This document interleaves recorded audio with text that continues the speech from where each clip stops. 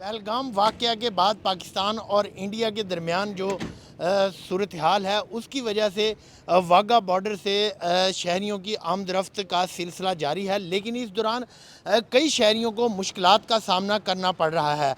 Immigration हुकाम के मुताबिक अब तक जो है वो 500 से ज़ायद पाकिस्तानी जिनको डेडलाइन दी गई थी कि वो इंडिया छोड़ दें, वो पाकिस्तान पहुंच चुके हैं, जबकि 800 से ज़ायद जो शहरी हैं इंडियन वो पाकिस्तान से अपने वतन रवाना हो चुके हैं। इस दौरान यहाँ पर कराची से आए हुए हैं वाघा बॉर्डर पर अपने बीमार बेटे को लेने के लिए, जिनका 20 साल से इंडिया में इलाज हो रहा था। अली उनका नाम है। वो बॉर्डर की परली तरफ यानी इंडिया की तरफ मौजूद हैं, लेकिन इंडियन इमिग्रेशन कागजात पूरे होने के बावजूद चंद एतराज़ात लगाकर उनको पाकिस्तान आने नहीं दे रही।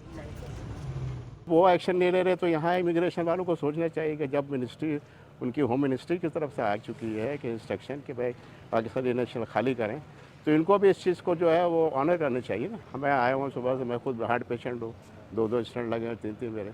कराची से यहाँ सफ़र करके आऊँ इमरजेंसी में, जहाज़ का टिकट लिया, इतने पैसे खर्च किए।